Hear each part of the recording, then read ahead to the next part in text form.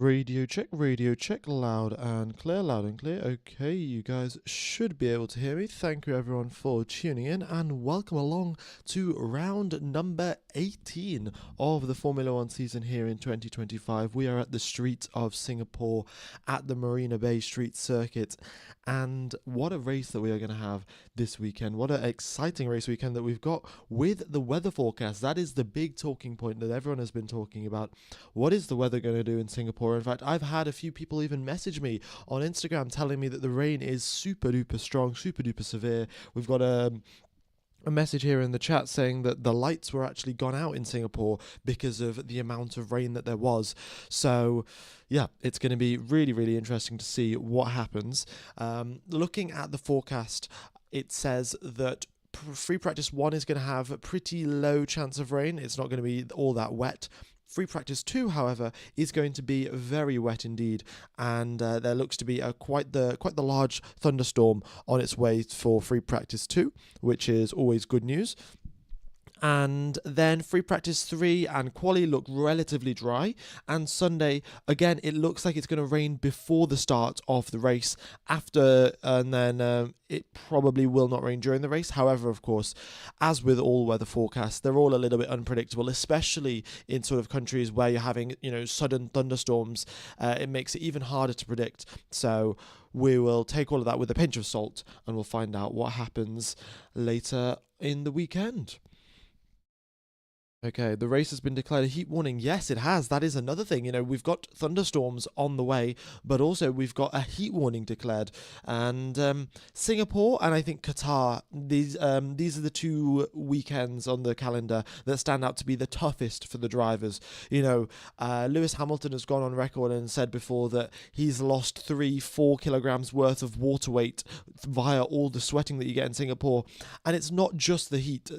Drivers can deal with the heat, but it's more so the humidity that causes loads of sweating, that causes lots of overheating, and that means that you can't cool down properly. The way that our bodies work via sweating to try and cool us down is much, much less effective in humid environments, and Singapore is one of, if not the most humid, no, probably not the most humid environment, one of the most humid environments that Formula One races in. So it's going to be pretty interesting, really.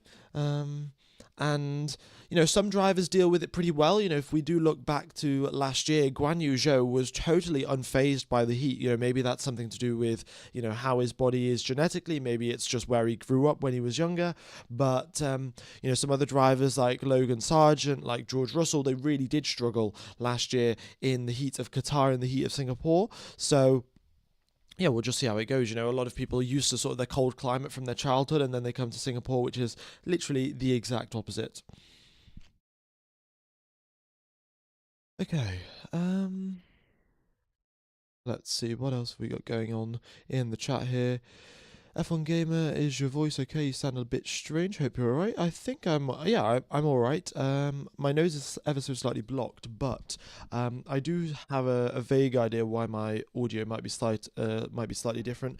It's mainly because the last stream that I did, I was at my parents' house, and now I've moved back to university. So at my parents' house, I had a lot more sort of background padding in my room. I had a bunch of stuff to stop echoes and stop extra bounces of my voice around the room. But the room that I live at in university is quite the small room, and it hasn't got much padding around to sort of like block the echoes and the stuff like that. So that's why I think that's what the thing that you are hearing, like my voice being slightly different. It's probably going to be the same sort of voice that you can hear probably right till the end of the year, actually. Yeah, right to the end of the season. So anyway, I think it should be okay. I think it's just slightly different. It's not any worse or anything like that.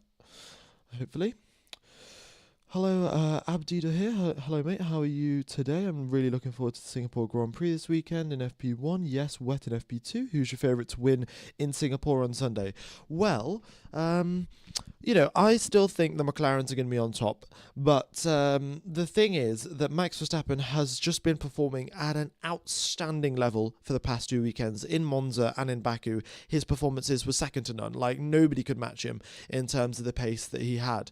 And that is partially due to the way that those tracks are designed. They're very high speed tracks, lots of top speed required and things like that. And Max was able to extract the most of the Red Bull car at that point in time. And going towards Singapore, it is the exact polar opposite. So, and, if we even look back to 2023, Max Verstappen nearly won, well, Red Bull won every single race that year apart from Singapore. And the reason they didn't win Singapore was because their car was just not suited to it. Now, maybe they've learned some lessons from 2023 and they'll be a little bit better this year, but still in 2024 they weren't all that strong either. Of course, at that point McLarens were looking pretty pacey, but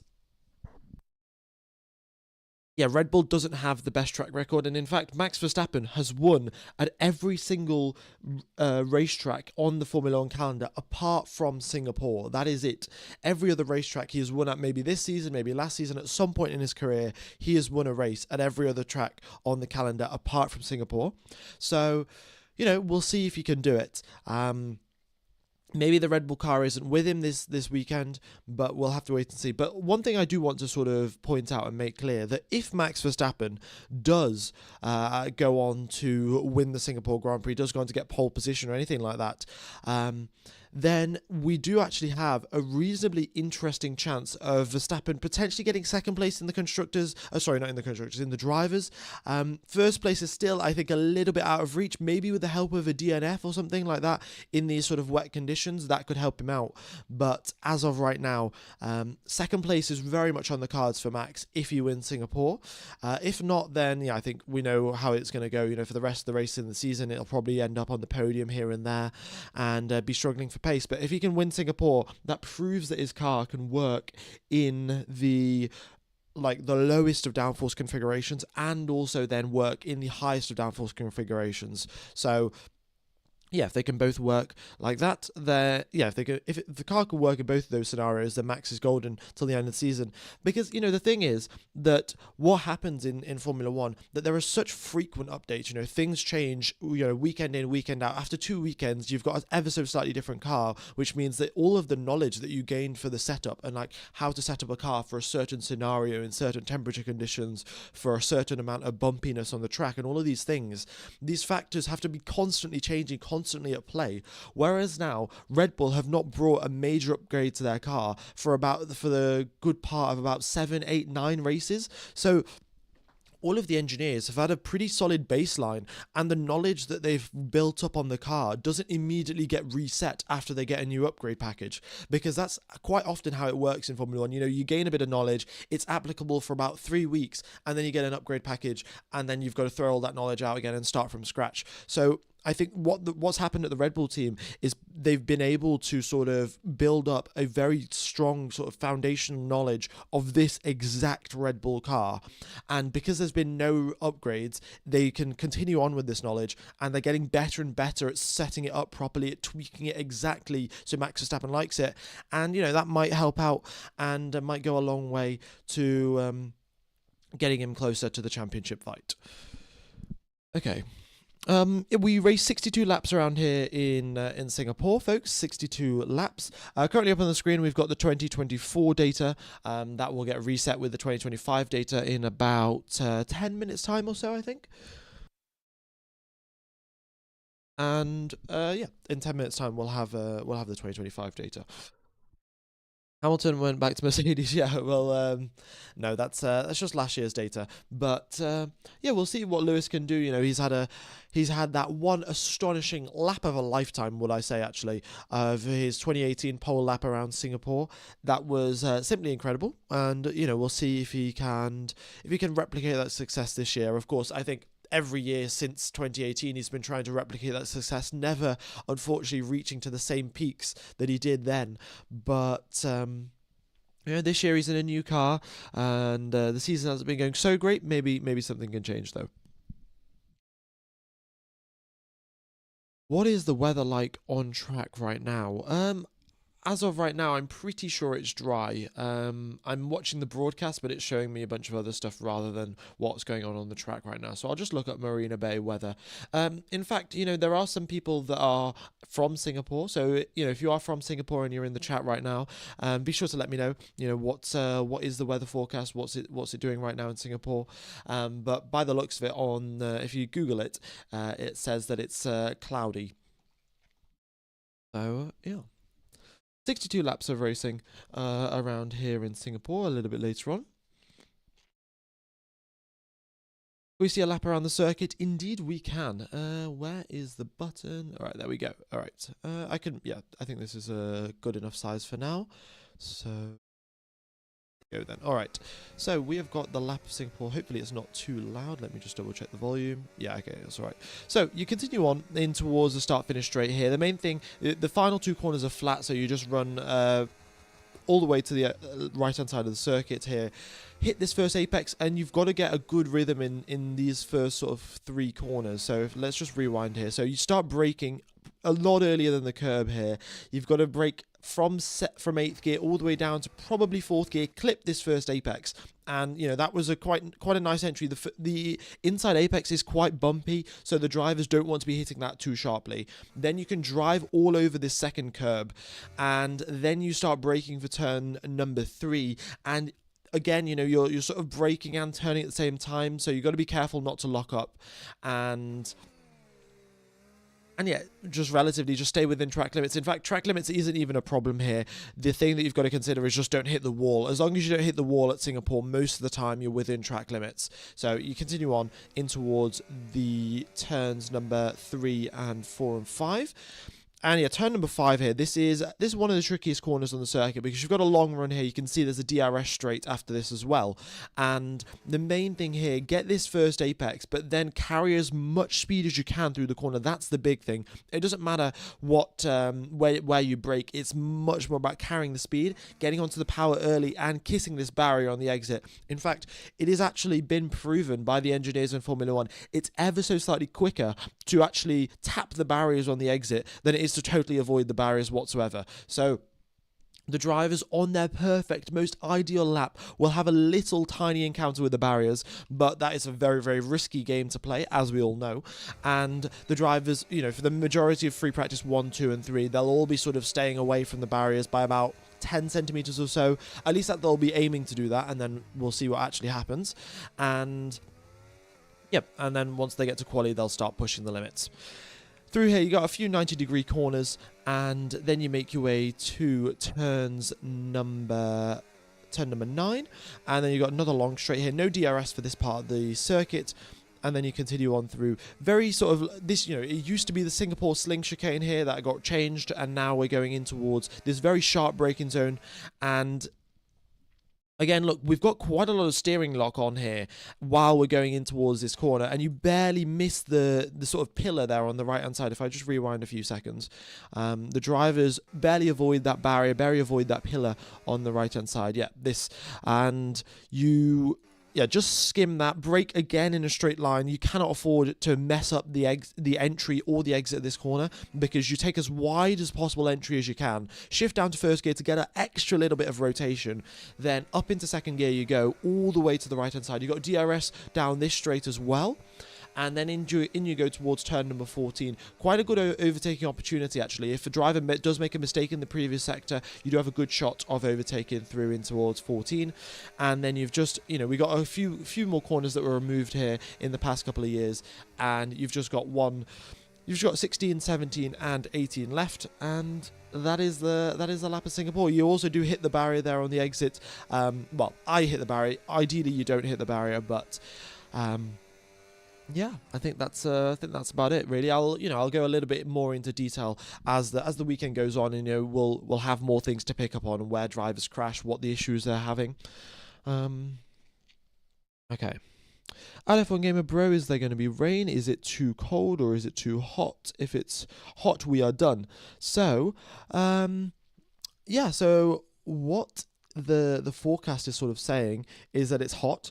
and the forecast is also saying rain, but it's not like a little drops of rain here and there like you get occasionally here in the UK. It is a full-on thunderstorm, and the full-on thunderstorm is expected to arrive at free practice 2. So, if you're listening to this stream, it is free practice 1, it's the free practice 1 stream. Be sure to tune into free practice 2 because, oh my goodness me, this is going to be incredible. We will have drivers probably go out. They'll be extremely cautious when they go out, but I think we still will have a few drivers going out. Okay. Did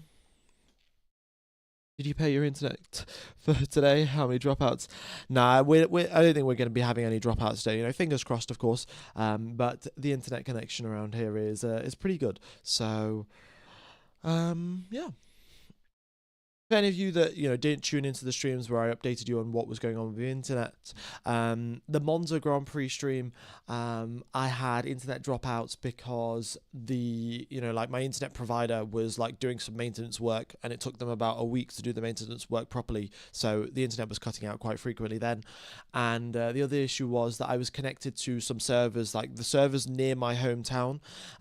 They were the ones that were lagging, and they were delayed by a few minutes or so. If I connected to different ones, somewhere else in the world, then it would have been okay. But at that time, I didn't really know. So yeah. And F1 Gamer, if it's a theory of thunderstorm, won't the FIA delay FP2? Well, you see, the thing is, they might delay FP2, but the problem is they can't go too late into the night because, of course, Singapore is a night race, and they have certain agreements with the locals that live there. They don't want to be hearing Formula 1 cars at 1 a.m., 2 a.m., that sort of thing. So Formula 1 have a final cut-off time of the latest possible time that they can drive. There will be a little bit of a safety factor in there, but the FIA is quite happy to just run down the free practice timer clock, and just say that the drivers won't go out. So normally, if it does rain, so I think I'm sure it's definitely rained before I think back to Hungary, I think in 2023 maybe, or 2022, I can't remember, but either way, at some point it was raining during free practice in Hungary. It was quite the heavy rain, and the FIA, if it was race conditions, they quite likely would have delayed the race, delayed the session, but because it's practice and the drivers themselves can make the decision, do we want to go on the track, do we not want to go on the track, the FIA doesn't step in, because for the race the drivers do have to be on track, and that's when the FIA will come in and make the decision and say, oh no, it's not safe, don't go on the track. But in the free practice sessions, the drivers, it's down to them, we can sit in the garage and just wait around, or they could go out on the track, and I think the FIA will leave the sort of safety stuff to the teams for the free practice sessions, because the teams themselves, they also don't want to crash the cars into the barriers, so it's quite likely that they'll only send out maybe one driver out of the two for free practice if it's raining very hard. Okay. Who's streaming it today? ORF or Service TV? I think it is ORF, but to be honest, I don't really know. I think someone else in the chat will probably know. So, okay. F1 Gamer, any opinions on Max winning GT3 and it making his September month remarkable? I think yes. Max's GT3 win was quite the sensational one, to be honest. Like, the fact that he could just jump into another category, get up to speed in no time, and then go on to win a race as well. Quite the incredible feat. But these are world-class racing drivers. That's why they've made it to Formula 1. So I just think that it's great that we're seeing other drivers, drivers that go out and do things in other categories. We saw previously Fernando Alonso would take part in Le Mans occasionally. He'd take part in the Indy 500, but I think Alonso had even taken part in a Dakar rally or something along those lines. I can't remember. But, Kimi Raikkonen used to do rally racing.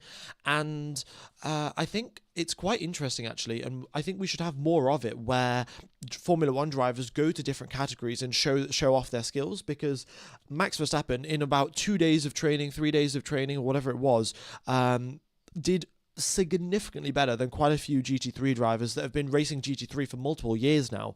And it just goes to show you that difference between, a world-class GT3 driver and a Formula One world champion. And it's sort of in the similar way where, people suggest that in the Olympics you should have a normal person running alongside Usain Bolt to sort of visualize how quick Usain Bolt actually is.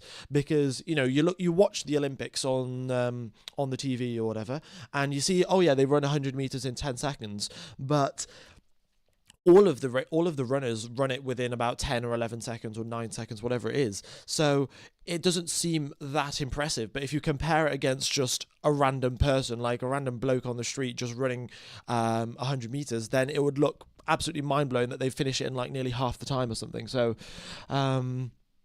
yeah, I think it's quite good actually that we have Formula 1 drivers going out into other series and other categories.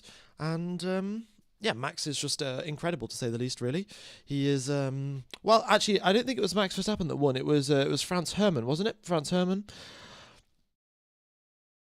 I think GT3 was driving in slow motion for Max. Yeah, I think that is another thing really, which is, you're in the world of Formula One, the drivers are so used to this insane reaction time, insane speed throughout all the corners. If you watch an eye tracker video of Fernando Alonso, so Fernando Alonso, I think, was in the simulator at some point and had an eye tracker. He was wearing one of those systems, and it would show where he would look when he's driving in the simulator. And he's going through turn number 1, but Fernando Alonso is already looking at turn number 3. Whereas, when you're driving your car day to day, if you're going through a corner, you're looking at the corner itself. You're not looking 2 miles down the road. So this sort of the speed that the drivers have to think at is quite mind-blowing. Of course, I think for Max, shifting towards GT3, it will have been a very big shift, akin to sort of driving in slow motion. But another thing that you will sort of see is that Max can then, because he's so used to thinking super duper fast, and then when he's driving in GT3, it's almost like he can focus 10 times harder on hitting this apex absolutely perfectly and turning in at the exact right point and things like that, which is quite interesting. There was this little experiment run, I think, a little while ago. I don't know when or where exactly, but a lot of people, you have your normal handwriting, and sometimes you've got neat handwriting, sometimes you haven't got neat handwriting. But then if you spend, let's say, like 20 minutes or so every day for about a week, really doing handwriting practice, but super duper slowly, at the end of the week, your handwriting is incredible because you've done the super slow practice, and then that translates very well to when things speed up and you try to write normally. So it's a very similar sort of thing. In GT3, he will have focused super hard on getting these apexes, and then as things speed up, maybe he'll be even better in Formula 1. All right. FP1 can be watched at Service TV this weekend, not ORF. Okay, fantastic. Okay, so if this happens, we'll be yapping around for 1 hour in free practice 2? Maybe. I guess we'll see. I guess we shall see what happens in free practice 2. But typically, even when there is heavy rain in Hungary, we still had about, I think, 6 or 7 drivers that practice session that went out, even in the heavy rain at Hungary. So we should still have drivers going on the track. It's just not going to be the constant amazing action that we're sort of expecting, really. Okay, I think we should have the data coming through. In fact, let's have a quick look.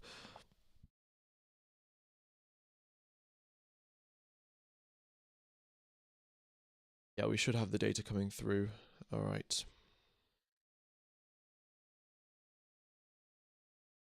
Yeah, the data is just going to pop up on the screen in about 30 seconds or so, folks. 30 seconds, and we'll get the 2025 data up on our screen. You should work for an F1 team. I would love to work for an F1 team. And in fact, that was sort of my dream job. And I don't think I've actually mentioned this on stream before, but I had a sort of a conversation with someone that does work at Mercedes and someone that sort of manages hiring people and stuff like that. And I told them about my YouTube channel. I was like, oh, this seems, and they were like, oh, this seems really interesting. You're really interested in Formula One, etc., etc. But then I asked them, like, what is the chances that I would still be allowed to work in Formula One, but also do my YouTube live streams? And they said that the chances are pretty slim, to be honest. And the reason for that is really because actually, yeah. So when all of the drivers, go to press conferences, they always have like someone from their media team right next to them, listening in to what they say. And then recording it just if they ever need to play it back in the future. And the reason that they do that is just so they know that Max hasn't said something wrong about the team, said something wrong about the company, or hasn't leaked any information that he shouldn't have leaked. Or this is for any driver, not just Max Verstappen. All of the drivers have their press officers next to them. And the fact that I would do broadcasts, just yapping about all of the teams in Formula One, and then I also go out and tell everyone that I'm an engineer at McLaren Racing or at Williams or whatever.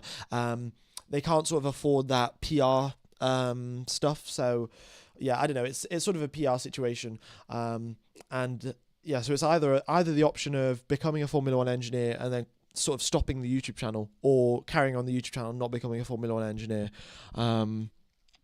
So I think I'm going to carry on with the YouTube channel for now. Later if the opportunity arises, I'll figure something out. Maybe an agreement with one of the teams, but as of right now, it looks like the channel's going to carry on going, and the dream of being an F1 engineer is put on hold. Yeah.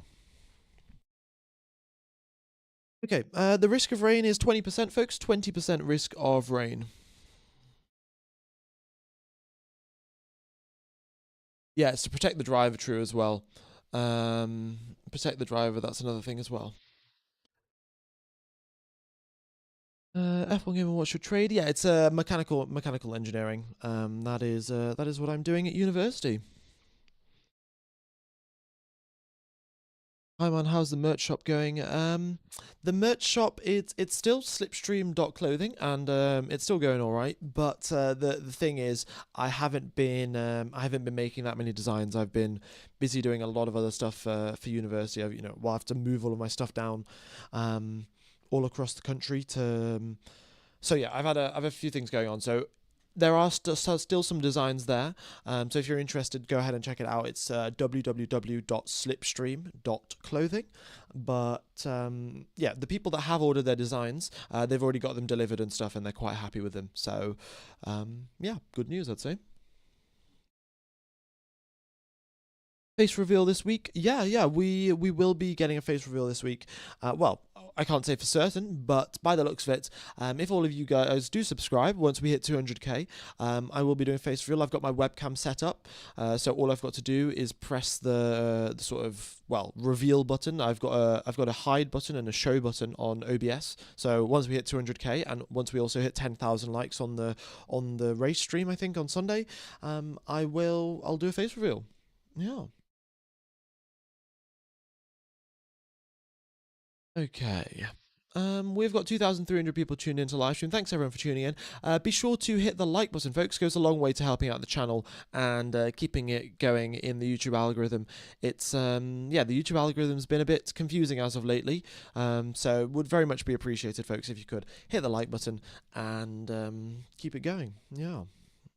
Very nice.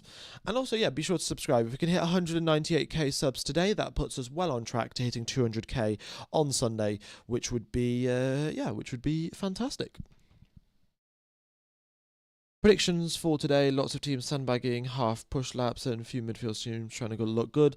Yeah, I think that's a pretty good prediction. But one thing that I would like to point out is that the teams, with the forecast showing heavy rain for free practice 2, a lot of the teams are going to go out in free practice 1 and do a lot of reasonably serious running, because they are going to have their run plans cut short due to the rain. So that's something that you will have to take into account, and we will have teams doing a lot more running, long runs and short runs in free practice 1 itself, because they need to get ready for the race on Sunday. And free practice 2, unfortunately, is the most accurate session. So the qualifying and the race is held at the same time of free practice 2, or around about then. So that's when the temperature conditions, that's when the daylight and the floodlights, all of that situation is the exact ideal time to practice it all in free practice 2. But then we've got rain in free practice 2, so it's going to be an interesting one. and see how that works. Okay. Oh, my brother is a mechanical engineer. He's working an automotive quality engineer, but now he's working team leader. Pretty cool. Oh yeah.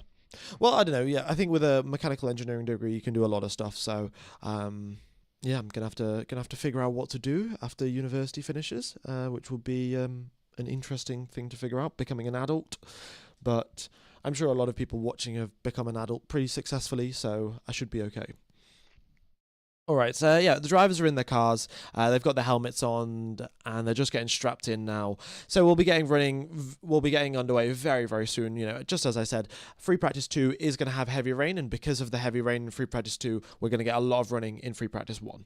So fantastic. Yeah. Okay. Let's see. What else have we got to talk about? Oh yeah, Lewis Hamilton announced that Roscoe has unfortunately died, or passed away, shall we say? That's probably a better way of saying it. But yeah, heart goes out to Lewis Hamilton. Of course, it's tough, you know, being a driver, flying all around the world, and having a pet, you know, sometimes with you, sometimes not. It's a tough situation, but hopefully he can put together a good weekend for Roscoe. Any upgrades? I shall have a look, but to be totally honest with you, we rarely get upgrades towards the end of the season. Yeah, no upgrades from McLaren, no upgrades for Ferrari. Red Bull have got a slightly tweaked front wing for Singapore to get more downforce, but you know that's pretty typical. Mercedes have done the same thing. No upgrades for Aston Martin, no upgrades for Alpine, no upgrades for Haas, no upgrades for literally no one else has any upgrades. So yeah, as expected, nothing to be seen.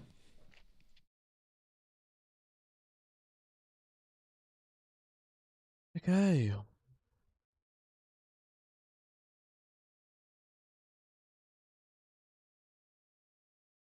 F1 game, a difference between rain in street circuits and rain in normal track.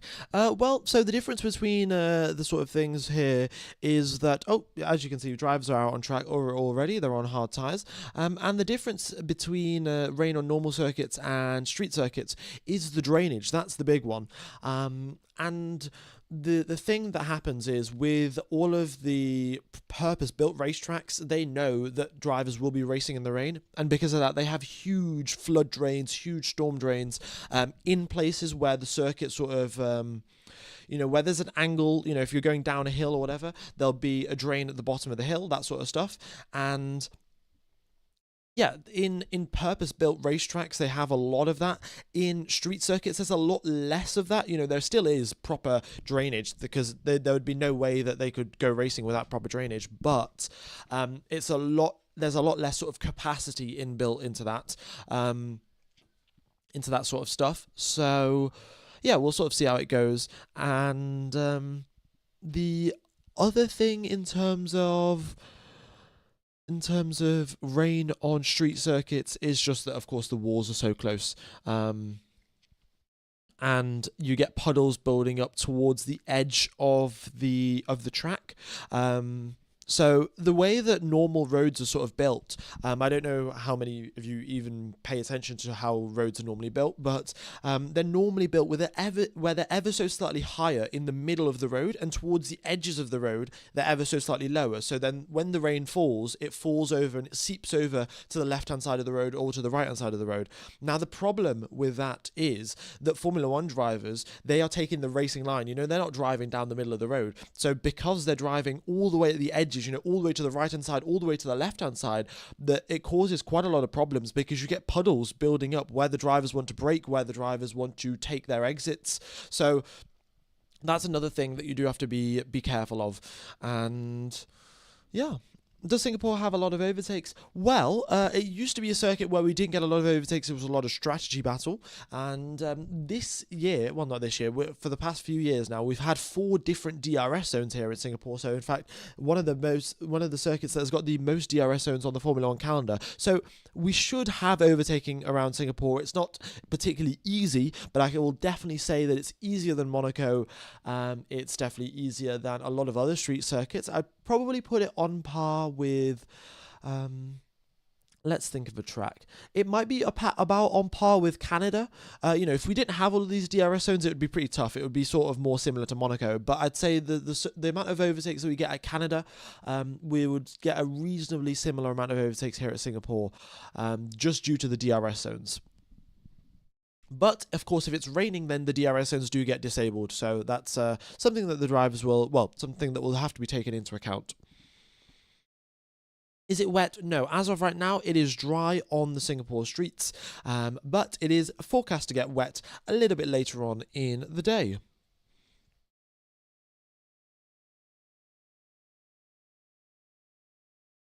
Okay. Can anyone help with getting access to the live stream, even if it's paid? I've paid for a VPN.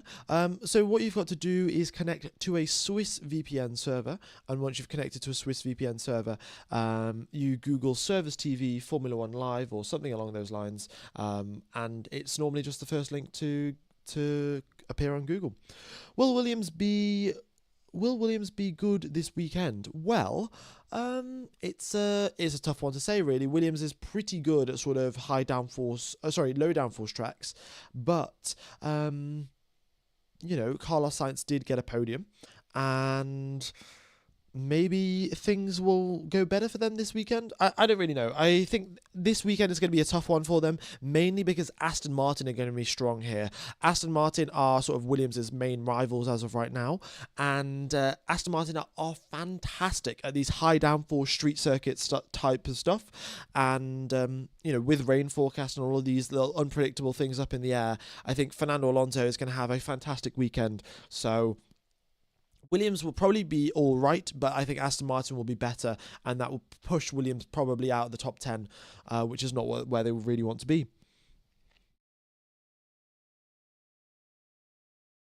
A stream with English commentary. Thanks for your response. Unfortunately, if you do watch Service TV, it's an Austrian thing, and they're gonna commentate in German. So the best way to do it is mute the German coverage and listen to me commentate and just sync it up.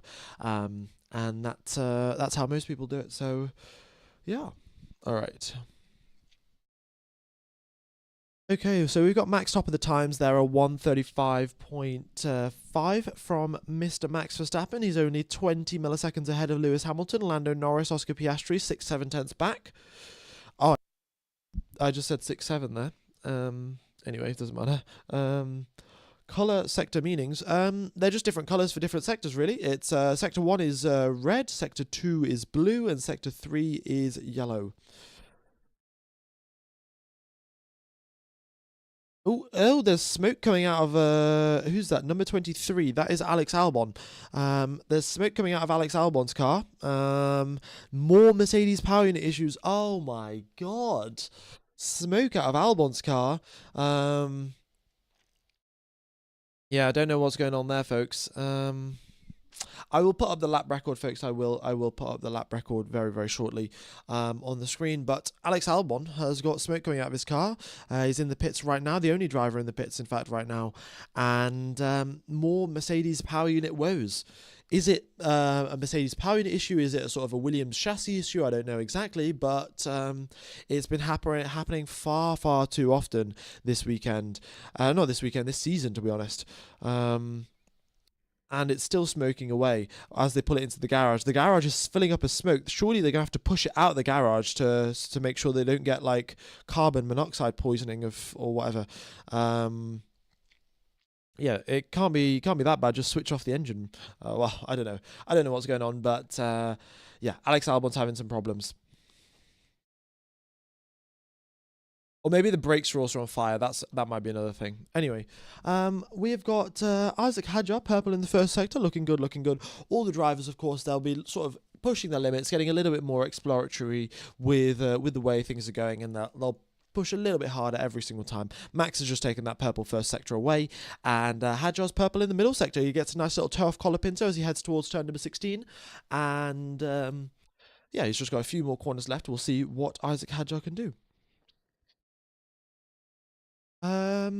It's the brakes. Yeah, okay, so I think initially it was an engine problem and then it was a brakes problem. Yeah. Not 100% sure though. It might have been the brakes.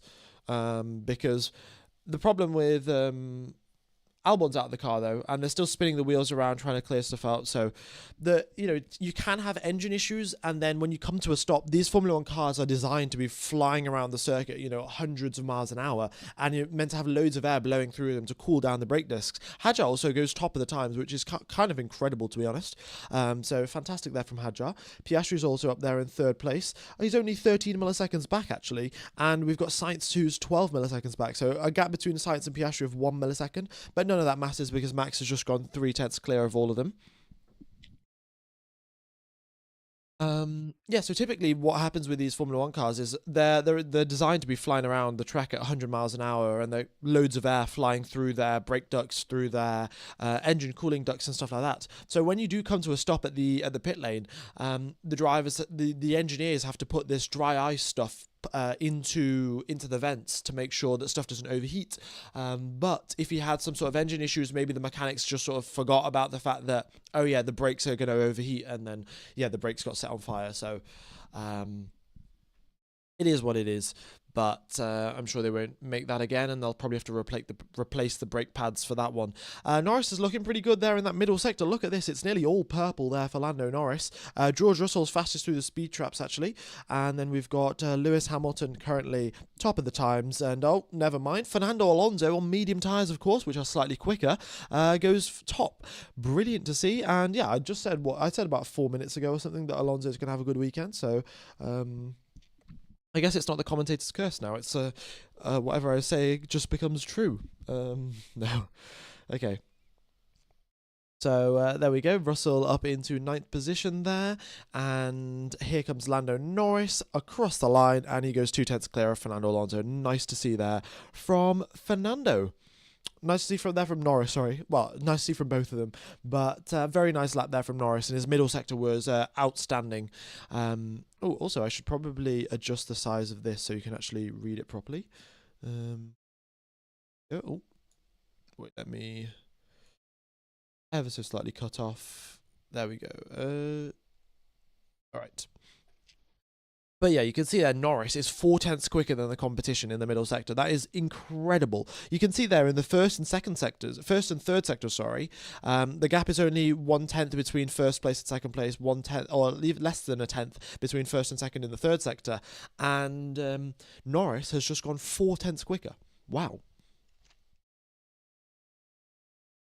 Oh, we got a replay here from Charles Leclerc. Charles Leclerc clipped the pillar that I was talking about. In fact, if you were here for the pre-race show or the pre-session show, I was talking about how you really don't want to clip this pillar when you're driving through the middle sector of Singapore. And Charles Leclerc has just gone and clipped that pillar. So here we go. I'll show you exactly what I'm talking about. Just this little thing here on the right side. You can see the sort of white pillar where I'm about to turn into. I ever so slightly avoid, but Charles Leclerc, unfortunately, didn't avoid it. Had a reasonably severe contact with his car, but clearly not too much damage because he's just put himself up into third position. Sainz is purple in the first sector, looking good. And everyone is...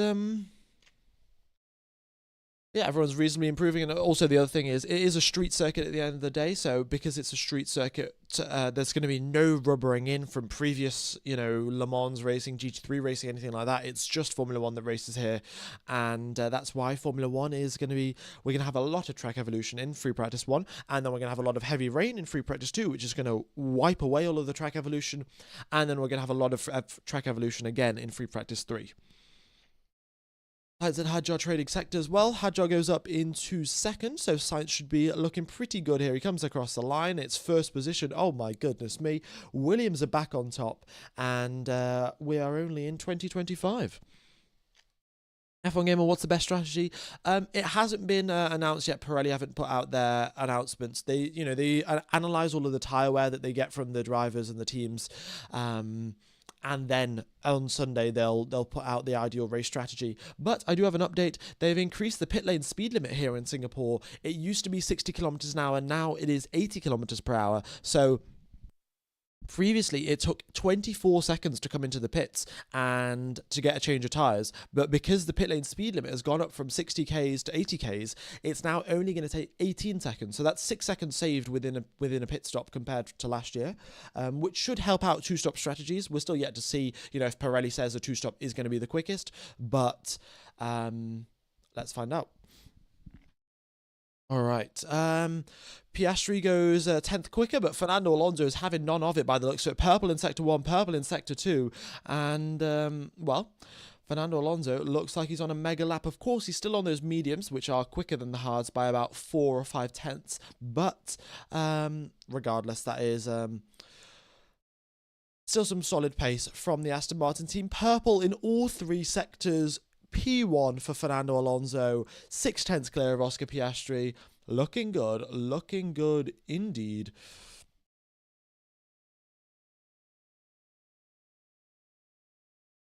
All right, the pole time from 2024, folks, was a 1 minute 29.5. So I shall pop that up on the screen somewhere.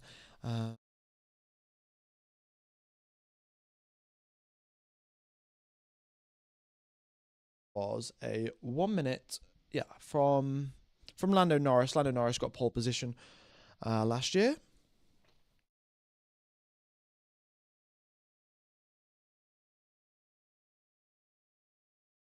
Oh, that might be a little bit big, actually. Just a little bit big, to be honest. There we go. All right, I think that's fine. Brilliant. What else have we got going on in the chat? Yeah, everyone's just cheering on Fernando Alonso there. Fernando Alonso, in fact, still quicker than Max Verstappen. Let's have a look at Alonso's middle sector, all of his sector times, in fact. He goes only marginally quicker than Max in the first sector. In the second sector, he goes, what is that? 3 tenths quicker than Max, I'd say. Yeah, 2 tenths quicker. And then in the final sector, also gains a lot of time on Max Verstappen. It's just that nobody really hooked up all 3 sectors. Norris was good in the second and third sectors, but his first sector wasn't great. But Fernando Alonso is the man. And another thing about street circuits is that they're typically a lot more bumpy than actual racetracks because, well, they're of course just built for normal people driving on the road for them. Luckily, Singapore doesn't have too many potholes, so that's not an issue. But in terms of bumps on the road, it's nowhere near as smooth as a purpose-built racetrack. So you will see, if you watch some of these on boards, you'll see the drivers bouncing about here and there on some curbs. Charles Leclerc up into 3rd position. Very nice job there from the Monegasque. And, yellow flag. Who's that? Pierre Gasly, turn number 14. There's a wall there on the exit of that corner, but Pierre Gasly managed to keep going. So, looks like whatever issue he had was relatively minor. All right. Behrman up into 12th position, and you can see here all the teams now, they come out onto the track on the set of hard tyres, apart from the Aston Martins, of course, and they're using the hard tyres to gather some race pace data and to figure out how much do these tyres wear out, how useful are they going to be in the race, and pretty standard stuff for Free Practice 1, especially considering the fact that Free Practice 2 is going to be cancelled, so they're sort of compressing the 2 hours worth of practice into one. Well, sorry, Free Practice 2 is not going to be cancelled, it's just going to be raining, so the teams aren't going to gain any sort of valuable information from it. But, yeah.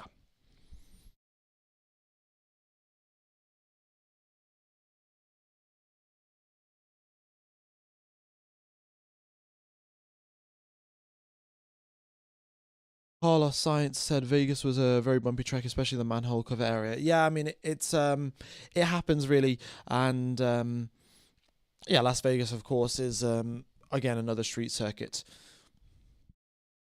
In fact, another thing is because Formula One cars generate so much downforce, the way it sort of works is the diffuser of the car is essentially sucking the car to the ground. It's like a vacuum cleaner, pretty much, and the air is just being sucked out of the diffuser, and it's pulling the car towards the ground. But that has the opposite effect. If I'm sure many of you people have used a vacuum cleaner, and it sucks on the ground, but it also sucks on whatever is on the ground. If there's a bit of dust or dirt or whatever, it pulls it up into the vacuum cleaner. And a very similar thing happens with these Formula One cars. As they drive over a manhole cover, what happens is they literally suck the manhole cover off the ground and just directly into the car. It happened in Baku, actually. Carlos Sainz was driving with the Ferrari team. I think it was 2023, maybe. He drove over a manhole cover and literally just pulled it right off the ground, and it directly damaged his floor and his engine and something, because it wasn't welded down. These manhole covers literally have to be welded completely in their entirety. They have to be welded to the ground to make sure that they don't just move under the force of a Formula One car, which is pretty wild, actually. I mean, these Formula One cars, we know that they generate sort of 5 tons of downforce, 4 or 5 tons of downforce, but yeah, that sort of contextualizing that in the fact that it can just rip a manhole cover off the ground is pretty impressive. Norris currently up at top of the times. He goes a 10th quicker than Fernando Alonso. He's still quicker in the first and the third sectors, but not quicker in the middle sector, though. Max has the edge there, and we'll see what he can do as he comes through turn number 18 and 19. That was Science in Vegas. Was it Science in Vegas? It definitely happened in Baku as well, I thought. Or maybe it was Vegas then. Maybe I'm just remembering incorrectly. I'm pretty sure it happened once in Baku as well, though.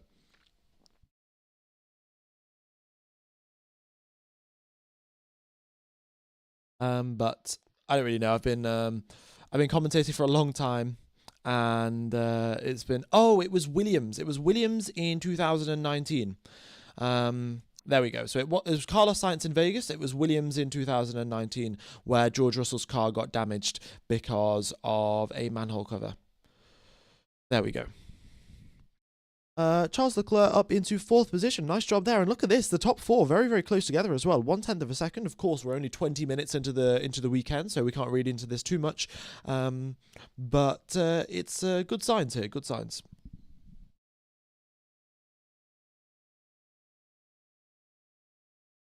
What happened with Albon? I think Albon had engine issues, and then he came into the pits, and then his brakes got set on fire because he wasn't driving quickly enough, because of course he was in the pit lane, and and then they're in the pits replacing his brake pads and also checking whatever engine issues he had.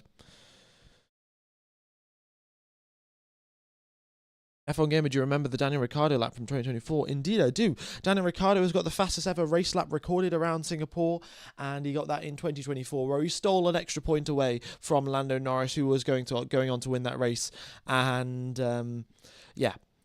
saved a point for his old pal Max Verstappen, which was quite nice. Of course, Daniel Ricciardo, that was his last race in Formula One as well, I mean, what a career Danny Rick had, and the amount of dive bombs that he sent. It's unfortunate that he never got to drive a championship-winning car.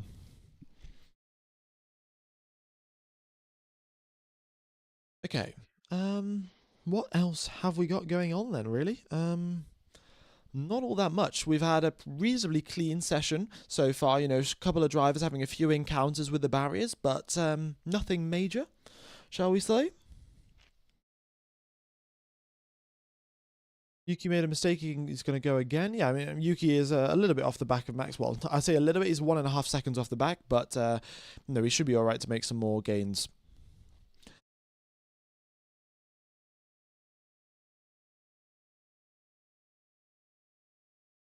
Albon not coming. Oh, he stole the Grand Slam as well from Lando Norris. Oh, okay. I didn't realize that one.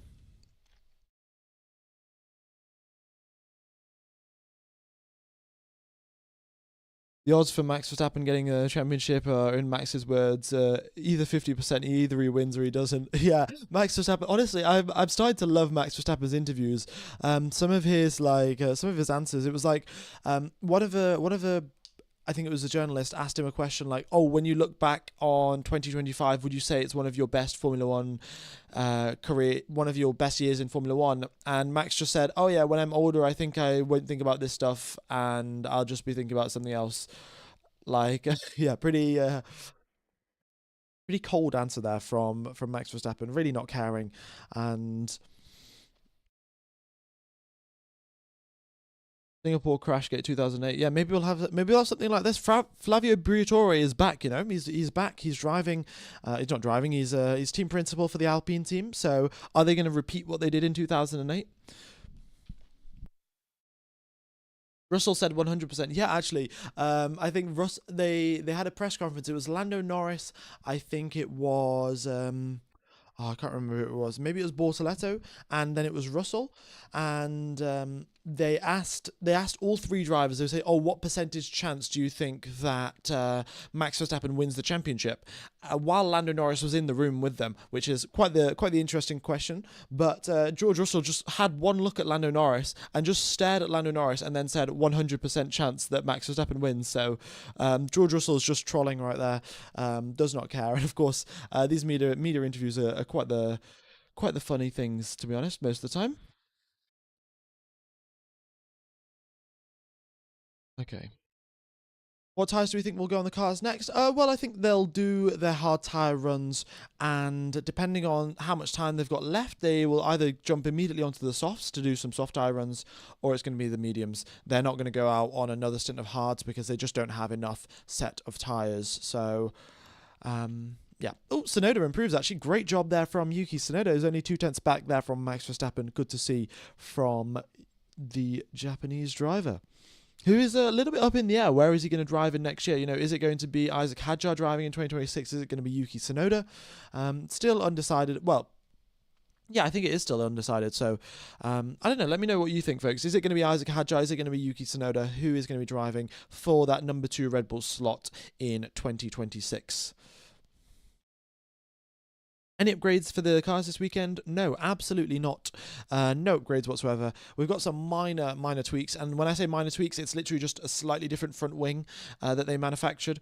So, yeah, for what's it, Mercedes and for Red Bull, but apart from that, no one else has brought a single upgrade. According to the bookmakers, Max Verstappen is rated an 11% chance to win the championship. So the gambling companies think 11%. Interesting. Hadjar gets demoted. Yeah, Hadjar could get demoted actually. Yeah. No, I think the Red Bull stability issues that they have in the car right now are going to get worked out by the time that we roll around to 2026. I think they're quite bad right now, but they should get worked out. Because they sort of realised how bad it was when Perez couldn't drive it, Lawson couldn't drive it, Tsunoda couldn't drive it, and then at a certain point Max Verstappen also couldn't drive it. So, yeah, Red Bull are going to be very careful to make sure that their car is drivable for next year. Albon's not driving. Albon's in the garage. He's got some issues with his car, so unfortunately he's not taking part right now. It looks like he's not going to be taking part for the whole of FP1, but yeah, I'll just check if Williams posted any upgrades or anything like that. But no, I don't. Not upgrades, any updates on Albon's situation, but I don't think they did.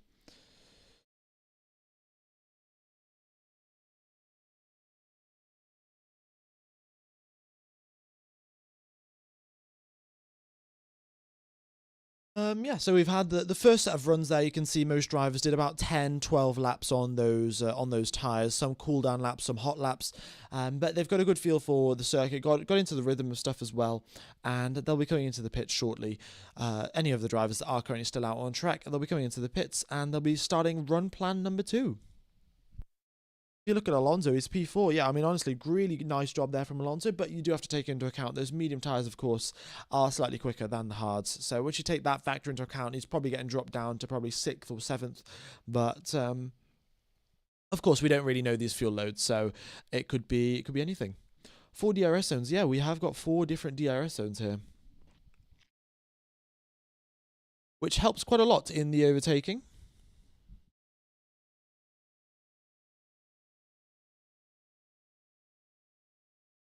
All right. Do you think Williams will be in the points? I don't think so. This weekend I think the Racing Bulls and the Aston Martins are going to be pretty quick this weekend, and Williams are going to struggle against them. All right, I'm going to have a quick sip of water.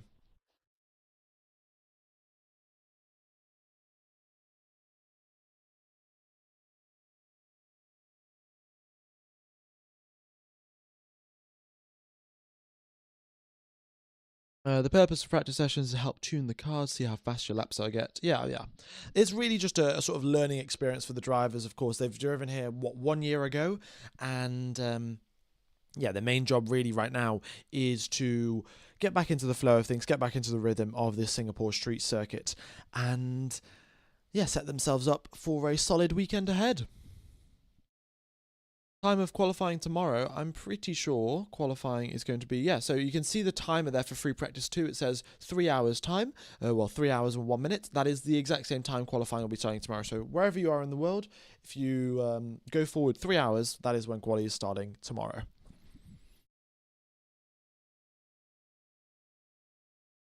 All right. F1 Gamer, since we get rain in free practice 2, will drivers push in free practice 1? If so, can we predict the pace of the teams in free practice 1? We can, but the problem with that is, as you can see here, is we've got track temperature at 34 degrees Celsius, air temperature at 29 degrees Celsius, and the problem that we get is that during free practice 2, because it becomes the night and the sun is set and it gets a lot darker, track temperature falls quite dramatically, and that affects the balance of the car quite significantly. So the problem that happens is that, oh yes, a car could be quick in free practice 1, but then their setup isn't suited to the free practice 2 conditions, which is the qualifying conditions and also the race conditions. So there is an aspect of truth that you'll find in the free practice 1 data and all of the lap times and stuff like that, but it's not going to be 100% representative. Ideally, we would have wanted the free practice 2 session to be dry and free practice 1 to be wet, but, well, ideally that's what the teams would have wanted to get the most accurate data, but it's a little bit more interesting this way, to be honest. Fernando Alonso, he's done it again. Purple in all 3 sectors, and it is now a 1:32.0 from him. But he's still 3 seconds off last year's pole time, Well, 2.5 seconds off last year's pole time. So still a lot more improvement left to go around for all the drivers, and a lot more track evolution also. But I guess if you take into account now the 5/10 gap, 4/10 gap of these medium tyres to the hard tyres, then Fernando Alonso still should be top of the times. So maybe Aston Martin are winning this race. Who knows? Maybe we'll get an Alonso podium this weekend. That'll be good to see. We've had a Nico Hulkenberg podium. We've got a Williams podium. Maybe it's time to get a Fernando Alonso podium. Stroll 2025 Crashgate. Maybe. Who knows?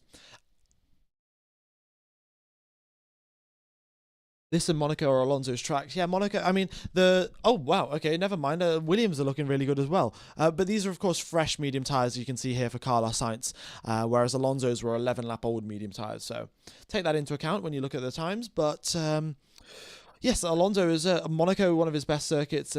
So is Singapore, and so are all of the sort of technical circuits like Suzuka, like Imola, where you've got very little margin for error.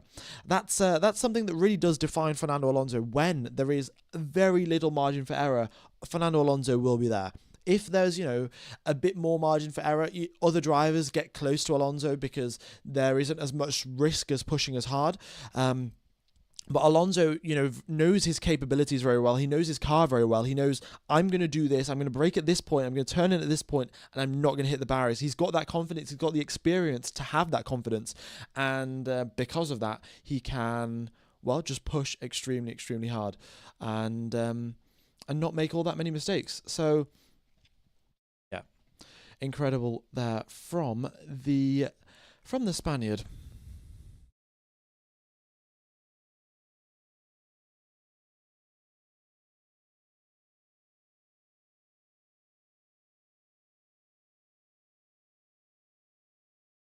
Okie dokes. F1 Gamers is the track with the most DRS zones. I think so.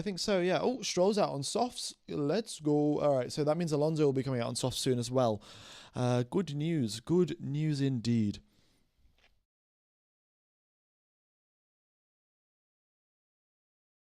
Why are all the drivers in the pits? Why are only a few driving? They're all in the pits because they were driving for the last half an hour or so. So they're just in the pits, changing tyres, refueling, and getting ready to going again.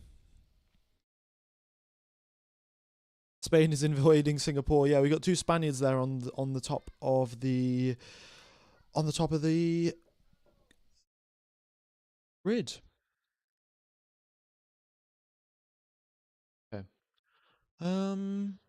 Yeah, 26 minutes left on the clock, folks. Folks, if you got any questions, any things that you'd like to ask me, feel free to do so. I think we've not got too many people in the chat right now, so I should be able to answer most of your questions. Also, folks, be sure to subscribe as well. If we could get close to 198k subs for today, that would put us on our track for 199k subs for tomorrow, and then hopefully 200 on Sunday, which would be fantastic. Really, I'd love to hit 200k for my at the Singapore Grand Prix. Yeah. All right. What are the green dots around the track? The green dots are the DRS detection points. So you can see there, Max Verstappen there, just after turn number 3, he's driven past that green dot. So if you're within 1 second of the driver in front of you at that green dot, you will get DRS for the next zone. And the interesting thing about this specific green dot here, just where Stroll has driven past this one here, this gives you DRS for not only just this DRS zone, it also gives you DRS for this DRS zone as well. So double. You get DRS for both zones if you're within 1 second of the driver ahead of you here.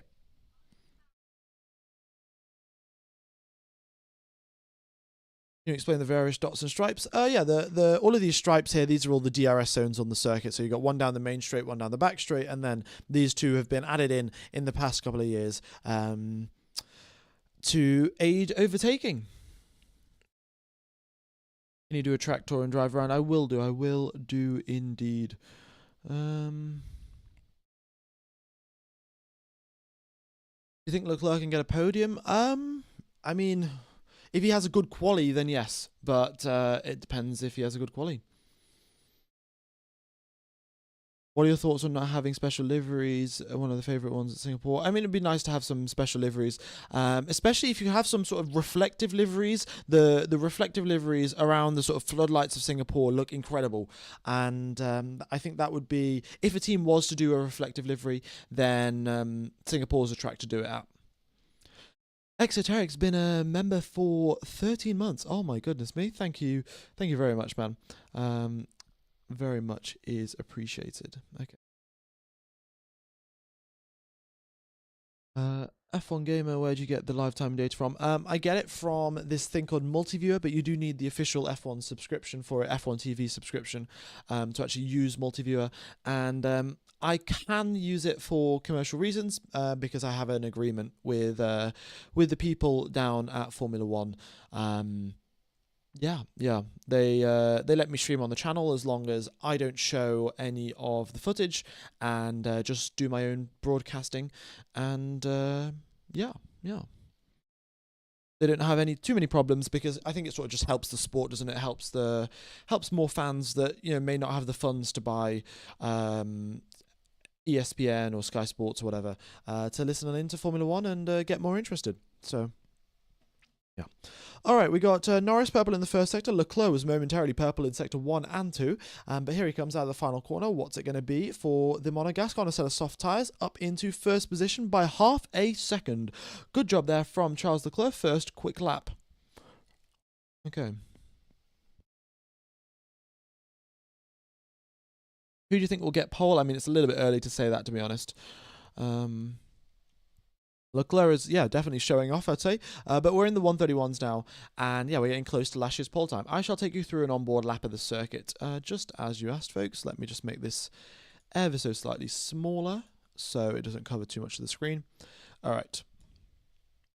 So we have got a...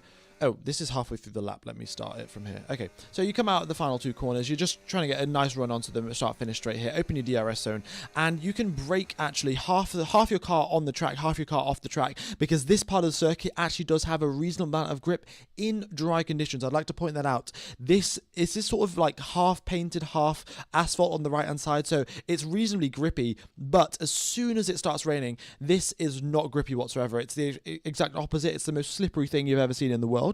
So, the drivers, once they see the first drop of rain, will start avoiding this part of the circuit, hit this first apex. Again, same thing for here. This curb is super slippery in wet conditions, and that's another thing around Singapore. Actually, it's a street circuit, and the curbs around here are very, very notoriously flat curbs. They're not very sort of steep, raised up curbs. Because if you do have a steep curve that's sort of raised up, what happens is the water sort of runs off the curb onto the apex, which causes its own problems. But here at Singapore, because the curb itself is very flat, the water doesn't move off the curb, it just sits on the curb indefinitely.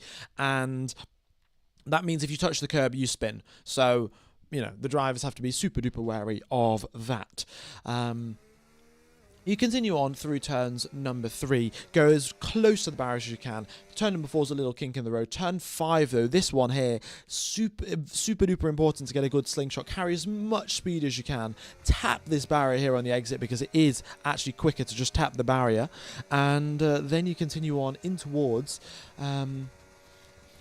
turn number 7. There's really good overtaking opportunity here, and now you've got a few 90-degree corners where you really do have to go single file. Normally in the opening lap as well, you might get one driver sticking in something down the inside, but apart from that, it's majority single file for that portion of the lap.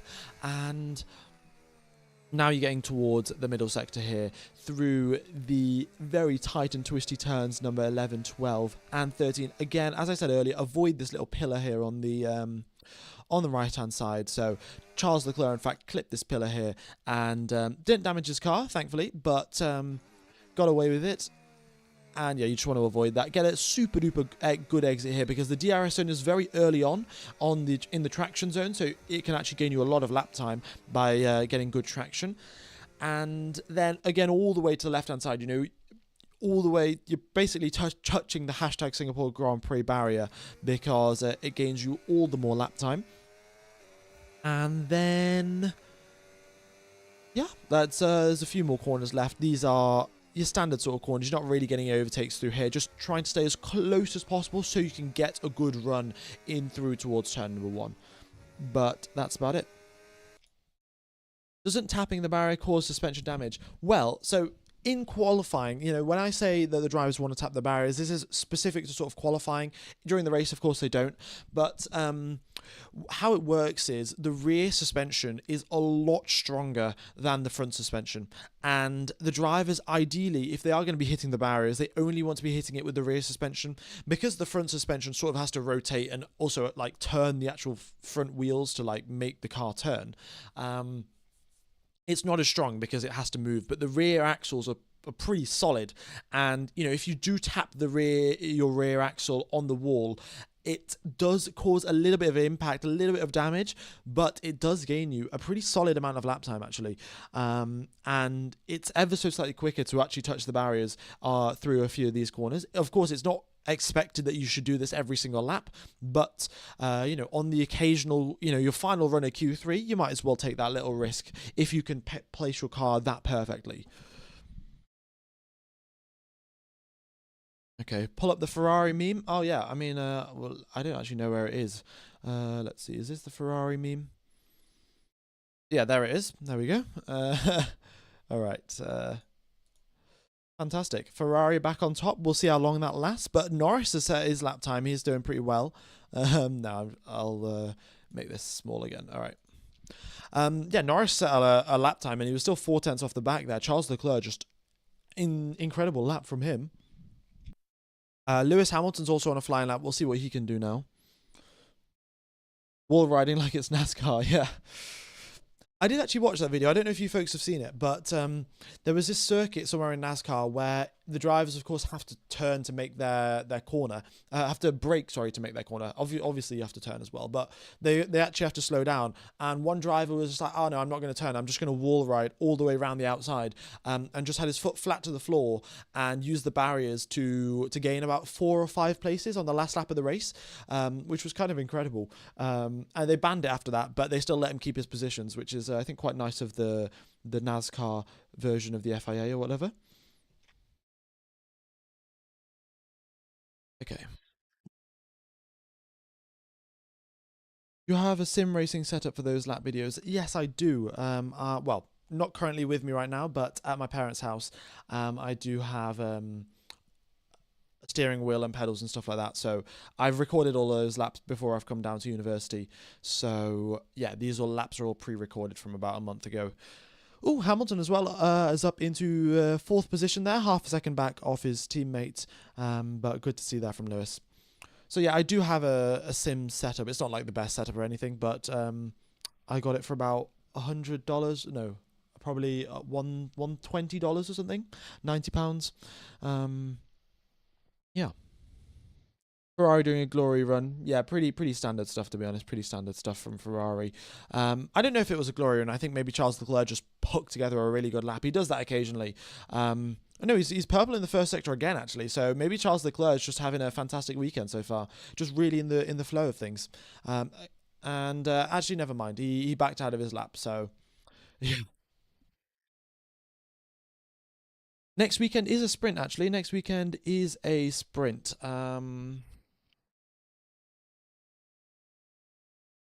You answer the question, can you drive a car? Well, yeah, I can drive a car. I still haven't actually passed my license yet because the tests in the UK, like if you book them right now, you can get one for like 6 months in the future or something. So I've got my like license test coming up, but like yeah, I can drive. I've also got my motorcycle license, which I think is pretty cool. But yeah, yeah.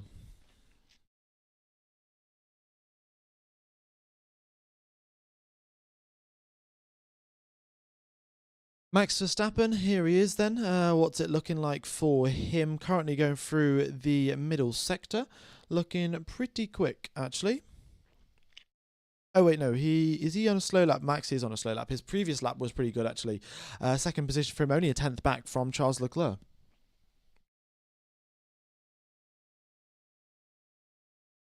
Very, very nicely done.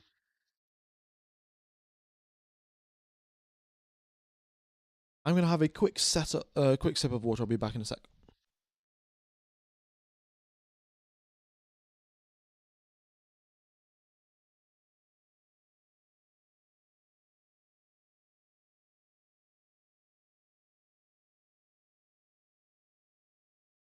Okay. Oh, Piastri's come over the radio. Ferrari will invent mirrors one day, I hope. Oh my god, Oscar Piastri, incredible team radio messages. This guy is incredible. Is I think every single time he either pulls off overtake of the month with against a Ferrari, a ridiculous corner, or he is just like his team radios are just so cold from Piastri. All right. Why do you think Piastri's struggling? Um, well, let him finish his lap for now, and then we'll see what he's doing against Lando Norris. Um, but I think Piastri so far has been putting up a pretty good fight with Lando Norris, and he's also you've got to remember this is Piastri's. He's only is what his third year in Formula One. No, it's 2022, 2023. Oh no, he didn't drive in 22, did he? Did he drive in 22? But either way, he's relatively new to Formula One compared to compared to Lando Norris, and this is the first time really ever that he's been in a high pressure scenario. And people do strange things in high pressure scenarios. Some people, it's their bread and butter. They're absolutely fantastic when the pressure is at its absolute maximum, like Max Verstappen per se, like Lewis Hamilton per se. But some drivers, they have to get used to it. They need maybe a season or so to get used to this super high pressure environment. Piastri's been dealing with it well so far, and yeah, just as I said there, why is Piastri struggling? You just need to wait for him to finish his lap, to be honest. And there he is. He's 2 tenths clear of his teammate. So, um, I think Piastri is not doing too bad, and for his circumstances, for his scenario, he is putting up a fantastic fight against Lando Norris. Of course, he did have that mistake in Baku, and I think he came out and said, I'm only human. And yeah, Piastri has been flawless up until that point. 42 Grand Prix without a DNF. And then, of course, he did have the DNF in Baku, but 42 Grand Prix in a row, that is some incredible record regardless. We got Charles Leclerc having some issues on the exit of turn number 13 there, just after turn 12. And yeah, a lot of drivers struggling there. He came in 2023. Yeah, okay. I don't know how I forgot that, but oh,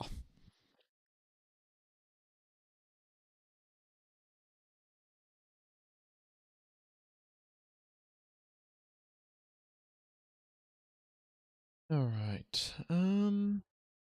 Surely they'll do some long runs. They did do long runs for the first half an hour of the session, so that's why we're getting all the short runs now. Fernando Alonso's back on top, ladies and gents. Let's go. Let's go. He's back. Aston Martin are looking really good this weekend. I mean, Aston Martin have also been doing some glory runs every single practice session for the past, I think, 4 races in a row now. So, you know, well, let's not read into this too much, but Alonso's is still having a good weekend. And I think Aston Martin are going to have a good weekend, to be honest. They're pretty good around these high downforce tracks, and so is Fernando Alonso.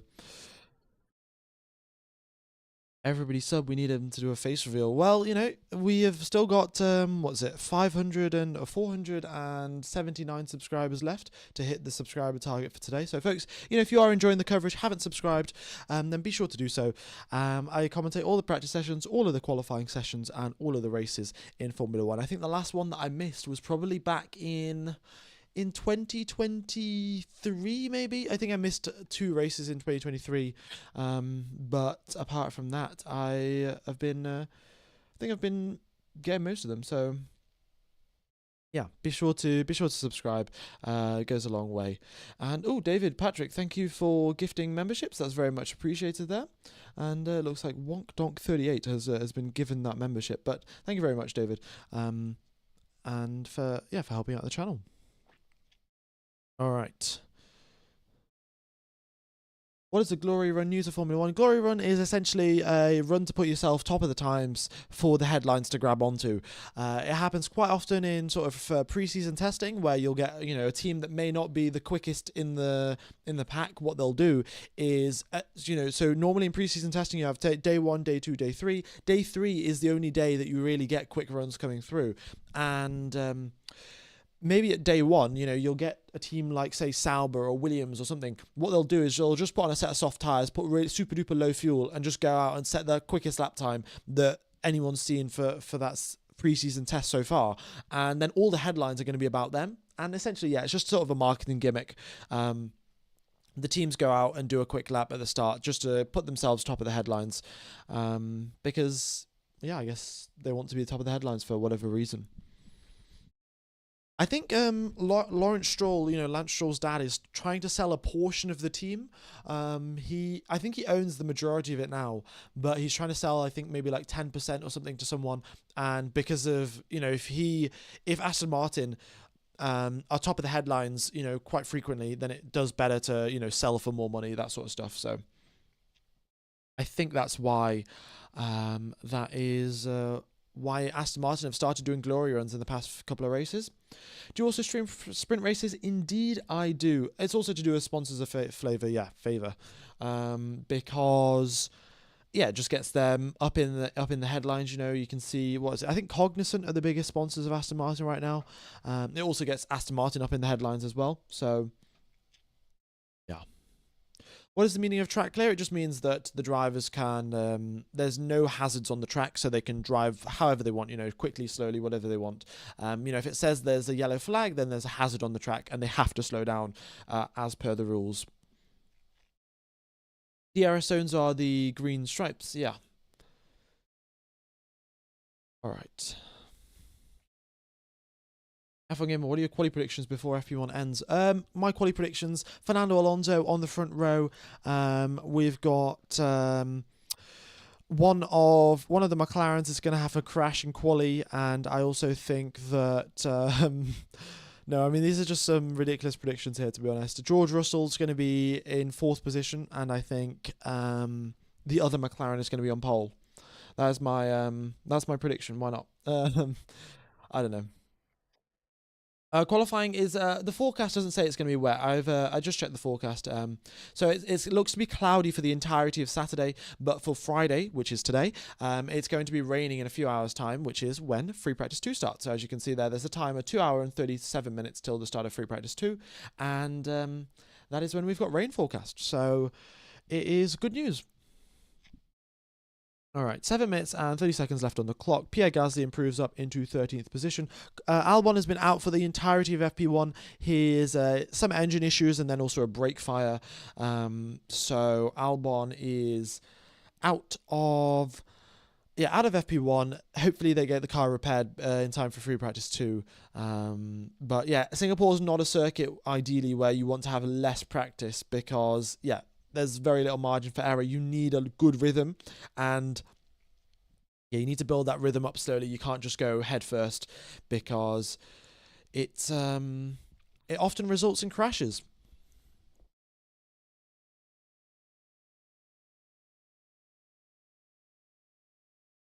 Okay. Yeah, not too much else really, folks. 7,000 people tune in. Thanks all for tuning in. Be sure to hit the like button as well. If hopefully we can get towards 1,500 likes. I think that's the normal target for qualifying streams, and yeah, we'll be getting I think probably one more set of short runs before the session ends. As you can see, we've got quite a lot of drivers on their out laps now. Or their flying laps maybe. But yeah, regardless, we're going to get some more short laps before the FP1 session ends. Did I just say quali sessions? I meant FP1 session.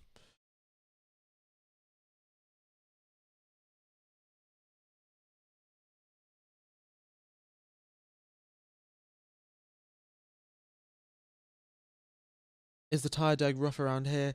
It is relatively high, and because most of the teams do a one-stop strategy, the undercut is super duper powerful around here.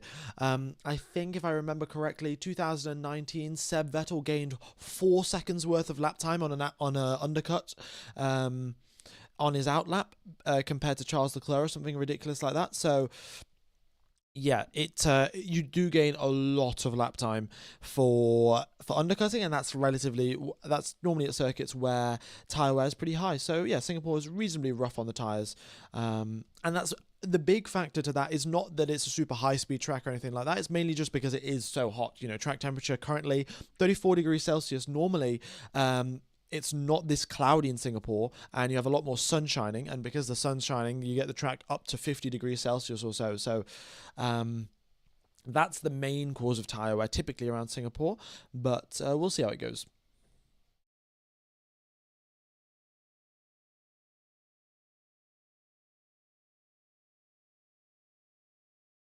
All right. What educational qualifications do you need to become an F1 engineer? I think you just need an engineering degree, really, and then some real world practice. Yeah.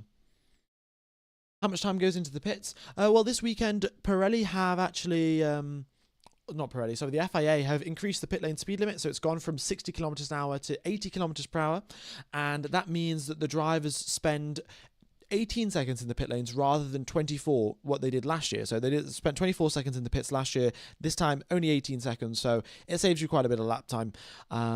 Yeah, I'll check which tyres Pirelli have brought, actually. I think it's just going to be the softest tyres because Pirelli always bring the softest tyres for Singapore. Even when, back in 2018, when we had the ultra softs, hyper soft, super soft sort of thing, it was still always...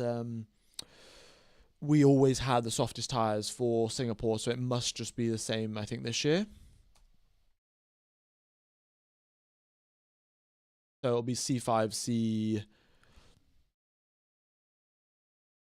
Oh no, we've got the C5 for the soft, C4 for the medium, C3 for the hard. So we're not using the C6 because of overheating issues. We had overheating issues with the C6 tyres in Monza, and because of that, they... oh no, not in Monza. We had overheating issues with those C6 tyres at some point in the season, and because it gets pretty hot in Singapore, they didn't want to take the risk. So... yeah.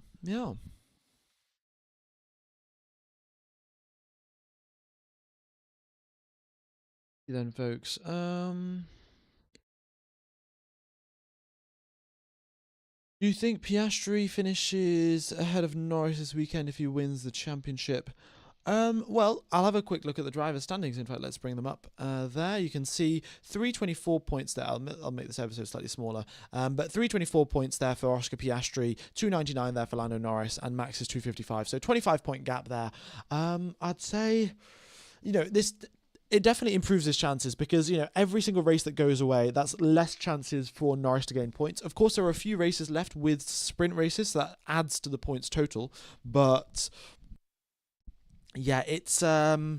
time's running out there for Lando Norris, shall we say. And if he wants to have a serious shot at the championship, he needs to finish ahead this weekend, because an extra 7 points in Piastri's favour, going from 25 to 32, and then also having one less race to get those points back, it's starting to look like big trouble there for Norris.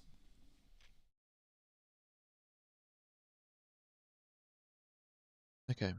What do the blue in the sectors mean? The blue in the sectors means the drivers coming in or out of the pits. So you can see here, Fernando Alonso's on an out lap. So he has got blue because he's just driven out the pit lane. And same thing here, Stroll's in the pit lane. So that's why you've got blue for coming into the pits. Yeah. Did the Aston Martin car improve? Oh no, the Aston Martin car has been about the same all season, but it's just good at high downforce tracks, bad at low downforce tracks. So, at Baku, at Monza, they weren't amazing.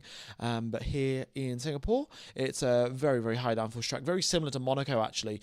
And in fact, because there are so many DRS zones here, the teams can actually afford to run super high downforce packages because still, Singapore has got a lot of corners, but it's also got quite a lot of straights here, as you can see by the fact that we've got 4 DRS zones. But because we've got 4 DRS zones, you're not actually going to lose out that much by running super high downforce on your rear wing, because anytime you're on a straight, the DRS flap is open anyway. So that is good for the teams running more downforce, and that is also good for overtaking chances, because the way it works is the more downforce that you have on the car, the more powerful DRS is. So, if you're going to make an overtake and the driver ahead of you have got a super high downforce setup, and you have also got the same super high downforce setup, but then you open the DRS flap, that's a huge difference. It's probably around a 17-18 km/h difference in top speed here at Singapore compared to at Monza, where it's only 10 or 12 km/h difference. So yeah, that extra 5 or 6 km/h really adds up, and really helps your overtaking chances. So it should be a good race with a lot of overtakes, and of course with rain forecast for Sunday as well, it will be all the more better. But as you can see here, folks, nobody is really doing any sort of push laps. Everything on the screen is currently yellow. So yeah, that's the end of free practice 1. I'm just going to read it out for anyone listening to this like a radio broadcast. We've got Fernando Alonso P1, Charles Leclerc P2, Max Verstappen P3, Lewis Hamilton P4, Piastri 5th, Norris 6th, Hadjar 7th, Sainz 8th, Tsunoda 9th, Ocon 10th, George Russell is 11th, Hulkenberg is 12th, Gasly is 13th, Antonelli 14th, Lawson 15th, Behrman 16th, Bortoletto 17th, Stroll 18th, Colapinto 19th, and Alex Albon in 20th with his issues in his car. So looking pretty good, to be honest. Looking pretty good. Should be an exciting weekend. McLaren sandbagging as always. They've still got a lot more pace to reveal. And Fernando Alonso top of the times. Okie dokes, folks. So that is that. So thanks everyone for tuning in. It's been a pleasure commentating to you guys. I'll be back in 2.5 hours, as you can see there, for free practice 2. The stream itself will start in 2 hours time, but I will be back. Well, yeah, the stream starts in 2 hours time. The free practice sessions itself starts in 2.5 hours time. But I think that is all from me, really. Yeah. I will pop a link to the FP2 stream, and also once this stream finishes, it will take you to the FP2 stream. So just go ahead and click the like button, click the reminder button. It goes a long way to helping out the channel. And yeah, would very much be appreciated. Hopefully we can get to 198k subs today. Alright then, how can Stroll be so far down on Alonso in the same car? I mean, maybe they're doing slightly different runs, and Stroll has also been in the pits for a little while, so I think Stroll may also have had some issues. I'm not 100% sure on that, but yeah, I don't think Stroll was doing all that many laps towards the end of the session. So, yeah. Alright then, so that's been free practice 1. Have a wonderful morning, day, afternoon, evening, or night. I'll see you in 2 hours time for a wet free practice 2. So don't forget that. It's going to be raining. You've got to tune in for that one. We'll definitely have some drivers go out onto the track. So see you in 2 hours, folks. Bye-bye.